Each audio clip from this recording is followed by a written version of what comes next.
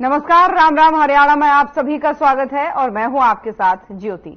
चलिए शुरुआत करते हैं खबरों की विस्तार में। मुख्यमंत्री नायब सिंह सैनी ने केंद्रीय मंत्री मनोहर लाल से मुलाकात की है। ये मुलाकात मनोहर लाल के आवास पर हुई है। इस मुलाकात के बाद सीएम सैनी ने बीजेपी हरियाणा विधानसभा चुनाव प्रभारी धर्मेंद्र प्रधान से भी मुलाकात की है।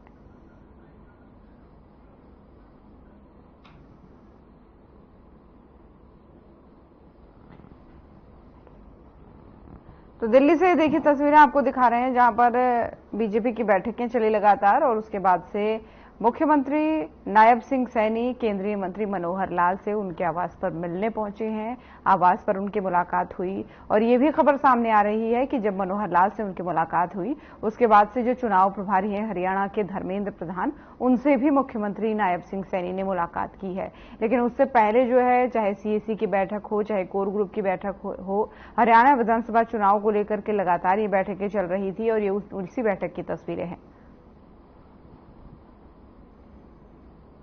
और अब खबर चरखी दादरी से है, जहां पूर्व सैनिकों और युवाओं ने बैठक का आयोजन किया, जिसमें एआईसीसी पूर्व सैनिक विभाग के राष्ट्रीय अध्यक्ष कर्नल रोहित चौधरी ने शिरकत की। तो वहीं केंद्र सरकार की अग्निपथ योजना के विरोध में रोष जताया। बैठक को संबोधित करते हुए कर्नल रोहित चौधरी ने कहा कि भाजपा सरकार युवाओं और सैनिकों के हित के साथ खिलवाड़ कर रही है, जो बहुत ही निंदनीय है। साथ ही अग्निवीर भर्ती के नाम पर युवाओं को भ्रमित किया जा रहा है। भाजपा सरकार ने देश की सेना को कमजोर करने का काम किया है। कांग्रेस की सरकार बनने पर अग्निपथ योजना को बंद करके रेगुलर भर्ती की जाएगी, जिसमें लाखों युवाओं को भर्ती किया जाएगा। उन्होंने सभी पूर्व सैनिकों और युवाओं से आह्वान किया कि एकजुट होकर के अग्निपथ योजना का विरोध करें और सरकार से जल्द अग्निपथ योजना को बंद करने का आग्रह किया।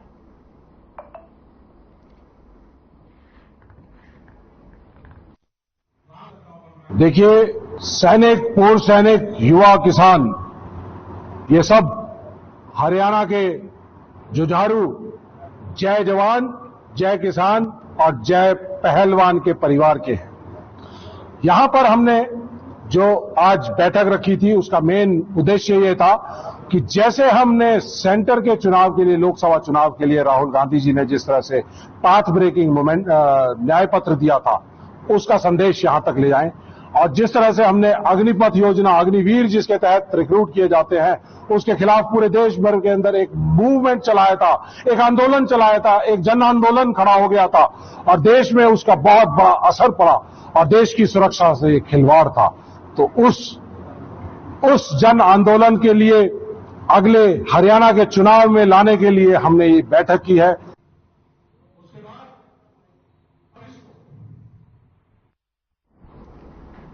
अंबाला के स्टेट जीएसटी विभाग में एक जंगली जानवर देखा गया, जिसके बाद से स्नेक मैन को सूचित किया गया।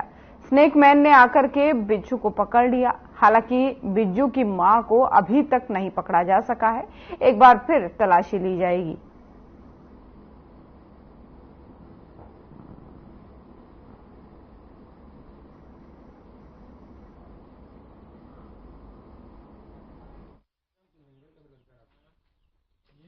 हमें फोन आया था जी रात को कि यहाँ पर बिजली देखा गया है, बंद हो चुका है दफ्तर भी। तो यहाँ इसकी माँ तो मिली नहीं हमें मौके पर। ये बच्चा मिला है जिसे हम यहीं छोड़कर जाएंगे, क्योंकि दूध पीने वाला बच्चा है, 2 महीने तक दूध पीता है माँ का, इससे अलग नहीं कर सकते इसको। जब बड़ा हो जाएगा ले जाएंगे, या कल फिर इसको एक बार देखेंगे और दोबारा इसकी माँ भी मिल के दोनों को ले जाएंगे रेस्क्यू।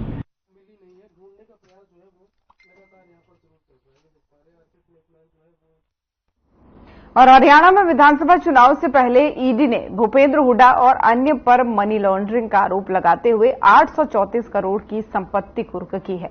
आरोप है कि इन्होंने साल 2009 में गुड़गांव की 1417 एकड़ जमीन कम दाम पर खरीदी थी, जिससे किसानों का नुकसान हुआ था।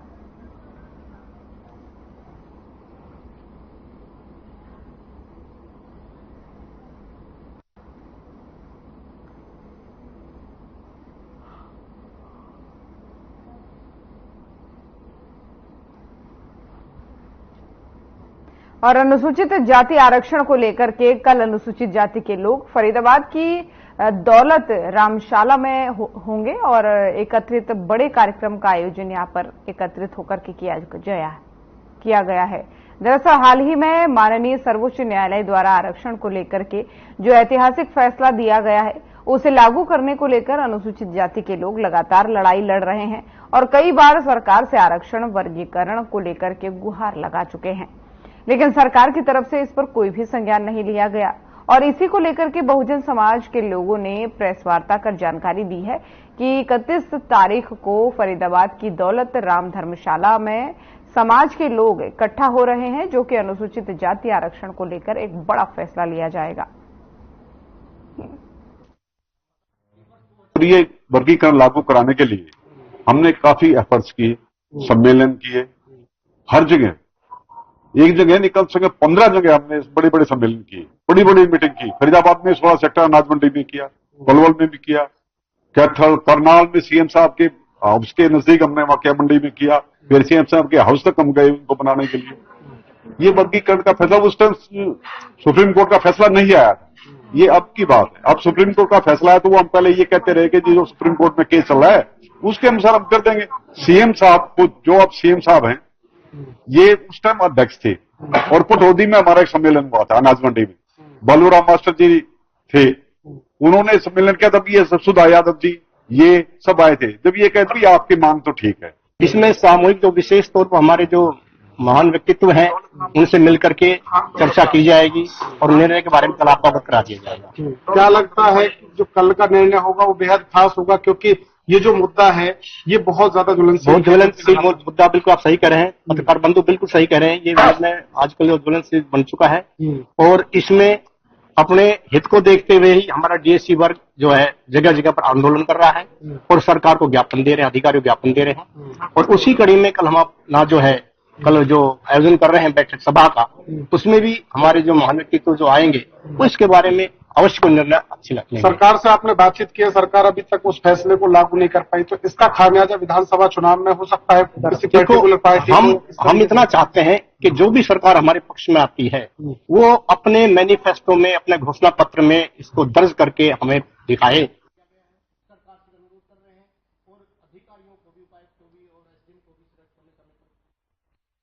और हिसार के पड़ाव एरिया में सुबह एक गौवंश का कटा हुआ सिर मिला।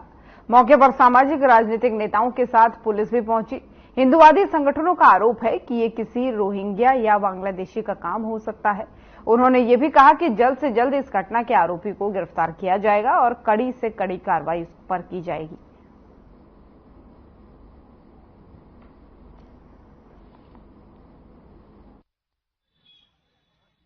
नरेश बंसल जी हमारे हिंदू समाज के यहाँ प्रधान हैं, उनका फोन आया नला कपिल जी त्रिवेणी के अंदर ना गौ माता की गर्दन काट दी गई है, आप तुरंत प्रभाव से यहाँ के देखो, सारा मामला देखो। जब ये देखा तो त्रिवेणी के अंदर गौ माता का सिर कटा हुआ मिला, तब पूरे हिंदू समाज को हमने जागृत किया, सारा समाज हिंदू समाज के इकट्ठा हुआ। ये काम उन लोगों के हैं बांग्लादेशी हिसार के अंदर रोहिंग्या मुसलमान, कम से कम 15 से 20 हजार मुसलमान यहाँ शहर के अंदर आए हुए हैं और गर्दन भी उन्होंने काटी है। आज तो ये चेता रहे हैं, आज तो गौ माता की काटी, कल को हमारी भी गर्दन काटेंगे। ये मामला मैंने आज से 2 महीने पहले एसपी साहब को भी मैंने बता दिया था। मैं बोला एसपी साहब इन जितने भी अवैध वहां से आए हुए हैं रोहिंग्या मुसलमान हैं, इनका पंजीकरण किया जाए, इनको देखा जाए कहां से इनकी। देखो एक मकान के अंदर 25-25 आदमी रह रहे हैं, किसी का भी आधार कार्ड नहीं है। आज हिसार की पवित्र भूमि जिसे धर्म नगरी भी कहा जाता है, हिंदुओं का यहाँ पर मान मर्दन करने का ऐसा प्रयास किया गया है आज तक नहीं हुआ। विधर्मियों के द्वारा हिसार में त्रिवेणी के पावन स्थल के नीचे जहाँ लोग पूजा करने आते हैं वहाँ पर गौ वंश का सिर काट के डाला गया है। साफ साफ हिंदू धर्म पर ये चोट की गई है, हिंदुओं का मान मर्दन करने का प्रयास किया गया है और ऐसे प्रयास बार बार करके भारत भूमि में ही हिंदुओं को दोयम दर्जे का नागरिक दिखाने का प्रयास किया जा रहा है। लेकिन अब पूरा हिसार एक हो चुका है, सभी धार्मिक सामाजिक संगठनों के लोग यहाँ पर एकत्र हो चुके हैं। माताएं, बहनें, वृद्ध, युवा सब हिंदू आकर इस कुकृत्य का विरोध कर रहे हैं। पूरी मार्केट बंद करवा दी गई है। तो यहाँ एक बंदा ड्यूटी दे रखी है, उसकी साफ सफाई करता है। उसने आगे मेरे को बोला जी ऐसे ऐसे प्रधान जी यहाँ गाय का सिर कटा हुआ रखा है। मैं उसी टाइम देखा, मेरे को बड़ा दुख हुआ। फिर मैंने आते ही पुलिस प्रशासन को और हिंदू संगठनों को और सभी व्यापारिक संगठनों को फोन किए।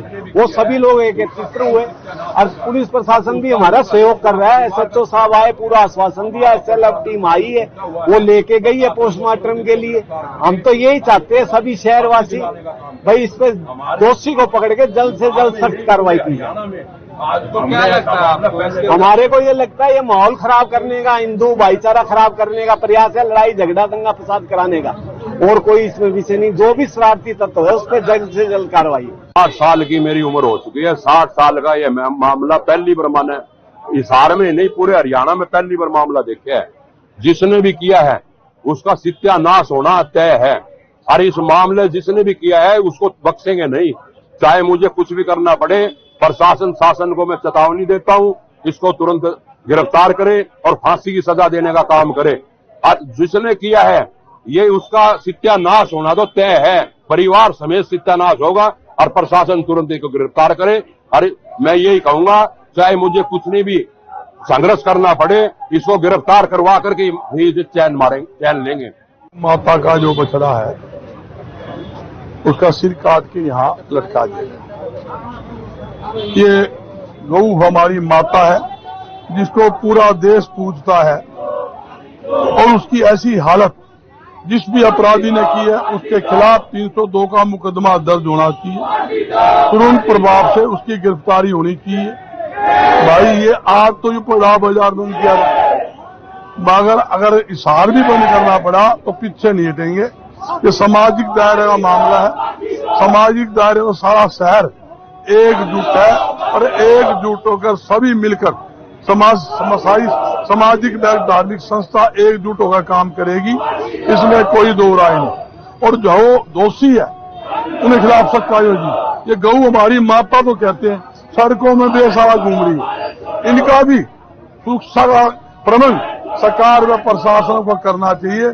ये इंसिडेंट के बारे में हमें जैसे आज सुबह सूचना मिली, यहाँ के व्यापारी भाई ने हमें सूचना दी, उसके बाद तुरंत हम भी आ गए थे, मेरे उच्च अधिकारीगण भी यहाँ आ गए थे, और उसके बाद हमने कंप्लेंट ली, और कंप्लेंट लेके हमारी FSL टीम आई, उन्होंने यहाँ स्पॉट विजिट करी। FSL टीम ने स्पॉट विजिट के बाद हमने जो भी इंसिडेंट से संबंधित था वो पोस्टमार्टम की कार्रवाई हम शुरू करा चुके, और कंप्लेंट पर हम FIR की कार्रवाई शुरू करा चुके।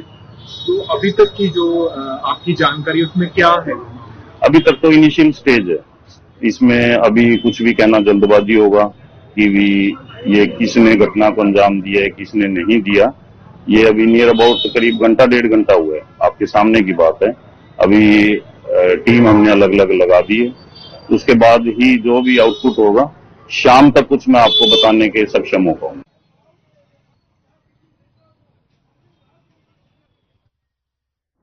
और फरीदाबाद में देर रात दिल्ली मथुरा हाईवे मुजेसर फ्लाईओवर के ऊपर इंजन में शॉर्ट सर्किट होने की वजह से एक बड़े से ट्रॉले में अचानक से आग लग गई। ट्रॉला ड्राइवर ने जो है इंजन के पास से धुआं उठता देखा तो ट्रॉले को साइड में लगाया गया और अपनी जान बचाई गई। धीरे धीरे धुएं के साथ ट्रॉले का पूरे आगे का हिस्सा आग के गोले में तब्दील हो गया, और सूचना मिलने के बाद से मौके पर पहुंची फायर ब्रिगेड की टीम ने ट्रॉला में लगी आग को बुझाया।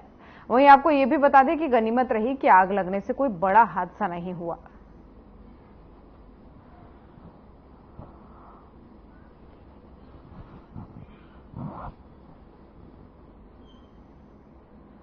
और अब खबर सिरसा से है, जहां राजस्थान हरियाणा सीमा पर वन विभाग नोहर की टीम ने बड़ी कार्रवाई की है। टीम ने एक पिकअप और एक ट्रैक्टर रेड़ा को अवैध लकड़ी परिवहन करते हुए पकड़ा है, और क्षेत्रीय वन अधिकारी रेंजर पवन शर्मा से हमारी टीम द्वारा कार्रवाई करते हुए एक पिकअप और ट्रैक्टर रेहड़ा को लकड़ियों का परिवहन करते हुए पकड़ा गया। उन्होंने बताया कि ये दोनों वाहन राजस्थान में अवैध लकड़ियां भरकर हरियाणा की ओर आ रहे थे, तभी नाकाबंदी कर दोनों को मौके से पकड़कर जब्त कर लिया गया।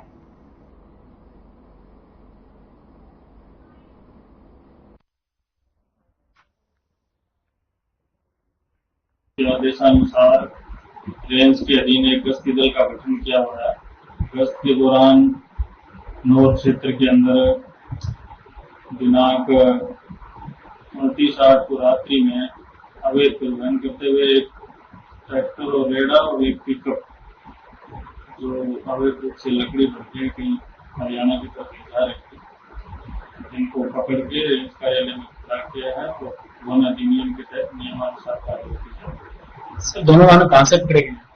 ये नोल के आसपास के क्षेत्र में पकड़े गए हैं और जब ये हरियाणा ले जा रहे थे राजस्थान वन अधिनियम के तहत कार्रवाई करते हुए आगामी कार्रवाई जारी है।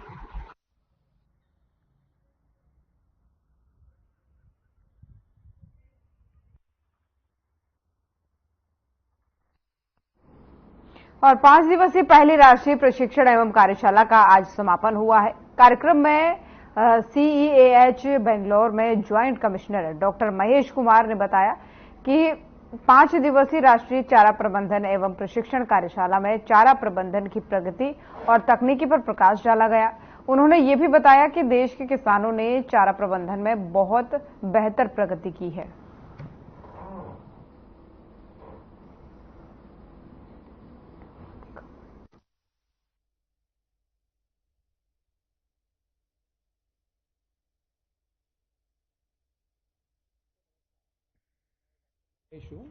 Joint commissioner and director from centre of excellence Bengaluru से ये भारत सरकार द्वारा प्रथम भारत सरकार का द्वारा चारा का ऊपर हमने बड़ा पैमाने में एक वर्कशॉप कम ट्रेनिंग बोलते हैं, ये हमने चारा का प्रगति और टेक्नोलॉजी के ऊपर में किया है। ये 5 दिन का कार्यक्रम था। शुरुआत हुआ था वाइस चांसलर ने किया था HAU का। इतना अच्छे से हमने कार्यक्रम प्लान किया था, पूरा चारा का इश्यूज प्राइवेट सेक्टर ले लेके।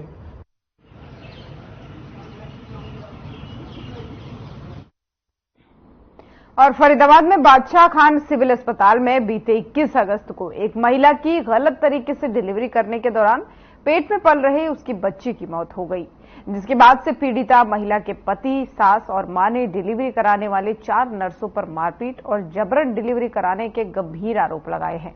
इस मामले में 3 नंबर पुलिस चौकी कार्रवाई कर रही है, लेकिन अभी तक पीड़ित को न्याय नहीं मिला है। पीड़िता ने बादशाह खान सिविल अस्पताल में डिलीवरी के दौरान हुई उसके साथ इस ज्यादती का खुलासा किया है। वहीं वर्षा ने बताया कि उसे लेबर पेन हो रहा था, तब उसकी मां ने स्टाफ नर्स से डिलीवरी करने के लिए 3000 रुपये मांगे थे। क्या कहना का है, इनको बुलाई जाए, सामने बातचीत कराएंगे। हमारी दबकी क्यों बोल फिर रही हैं, मौके पे क्यों नहीं आ रही हैं? 4 बंदों को रात के समय पर ले आती है, फिर हमें बुलाने आती है। अंकल कहाँ अंकल का एक ही ठिया बैठे रहेंगे क्या? क्या कहते हैं वो आपसे आके? और बार जो बयान लेते हैं, एक दूसरे दिन शाम को या सुबह बयान लेना चालू करते, दोबारा डिमांड लेते हम लोगों का। और पेशेंट हमारा उठना बैठना पाता, फिर भी हमें बुलाते। आपकी यहाँ पे लड़की है, उसके साथ मारपीट की गई है, क्या कहना है? वहाँ पे भर्ती करो 10 बजे, फिर जिन लोगों ने भीतर हम लोगों को निकाल दो। इंजेक्शन वगैरह लगाई, इंजेक्शन लगाई, बोतल लगाई, शरीर भी काटा है, टाँके भी मारे। उसकी बहुत बुरी हालत कर दी। मरने दाखिल छोड़ी है, जब को पेट फूलने लगो है, तब बहुत जबरई करी है। बस पेट में दर्द करी है, इस वजह से बच्चा खत्म हो गया है। वो बरसा भी आपको बच्चा हुआ था? हाँ, लड़की हुई थी। ऊपर बड़े ऑपरेशन से हुआ। हाँ, मैडम ने मारा था। हाँ, पहचान मैंने मतलब 2 एक मार्क्स लगाई, एक पहचान ली है। 4 हैं उसमें। उनने खूब मारा है मेरे को। आपको मारा? हाँ। आपके साथ मारपीट की? हाँ, पेट में मारा, टैटिया मस्क दी थी मेरी। मेरा नाम सर विजय कुमार है। विजय कुमार जी, आपकी बेटी जो यहाँ पे एडमिट है, उसका बच्चा होने वाला था और 4 नर्सों ने उसको मिल के मारा है, क्या कहना है? सर मैं क्या बताऊं, मेरी कुछ समझ में नहीं आता ये हॉस्पिटल क्या करना चाहता है। मैंने अपनी बहू को 10 बजे एडमिट किया था यहाँ पर, 20 तारीख को। 20 तारीख से फिर इन्होंने मेरे को दिन में 10 बजे एडमिट करने के बाद में सारा चेकअप करने के बाद में इन्होंने कहा जच्चा बच्चा दोनों सही हैं।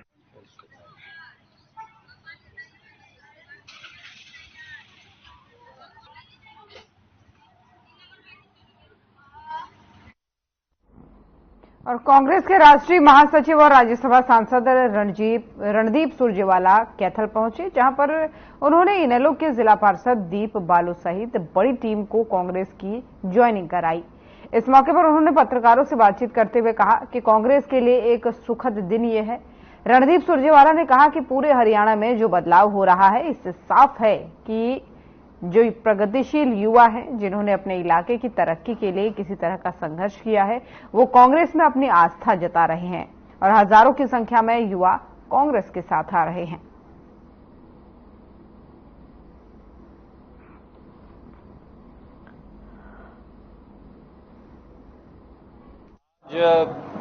कांग्रेस पार्टी के लिए सुखद दिन भी है और कांग्रेस पार्टी के लिए हर्ष का दिन भी है।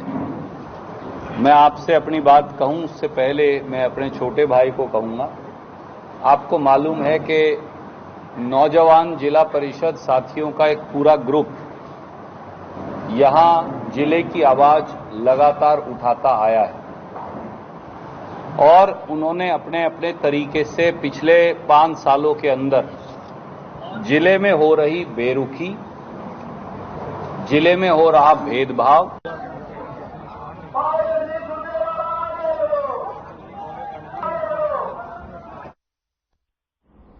और सिरसा में कांग्रेस सांसद कुमारी सैलजा हिसार में अपने निवास स्थान पर पहुंची।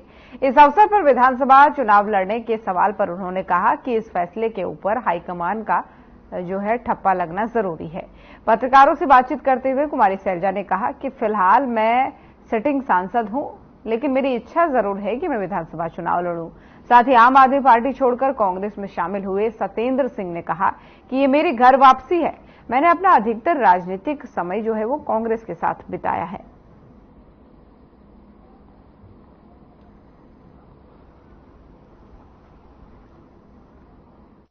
हमारी स्क्रीनिंग कमेटी लगातार अपना काम कर रही है और 2-4 दिन में हमारी केंद्रीय चुनाव समिति भी मिलेगी और स्क्रीनिंग कमेटी जो अपने प्रस्ताव भेजेगी उस पर महाविचार होकर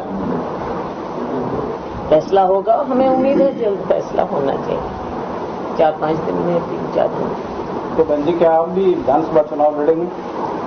ऐसा कोई नहीं कह सकता जब तक हाईकमान का ठप्पा, सीईसी का ठप्पा ना लगे। देखिए, पार्टी शामिल नहीं, मैं तो ये मानूंगा कि घर वापसी है। 30 साल के राजनीतिक जीवन में 25 साल से ज्यादा समय जो है वो कांग्रेस में बिताया। बीच में कुछ विषय थे, कुछ मुद्दे थे जिनको लेकर बाहर जाना पड़ा, दोबारा घर वापसी की है। आज विषय है ना केवल आदमपुर का, हरियाणा प्रदेश के विकास का और किस तरीके से हरियाणा प्रदेश को आगे बढ़ाया जा सकता है एक सोच के साथ, जिसने लंबे समय स्वतंत्रता संग्राम से लेकर हिंदुस्तान को बनाने का काम जिस पार्टी ने किया, चाहे एम्स की बात हो, चाहे आईआईएम की बात हो, चाहे आईआईटी की बात हो, चाहे बड़े बड़े डैम्स की बात हो।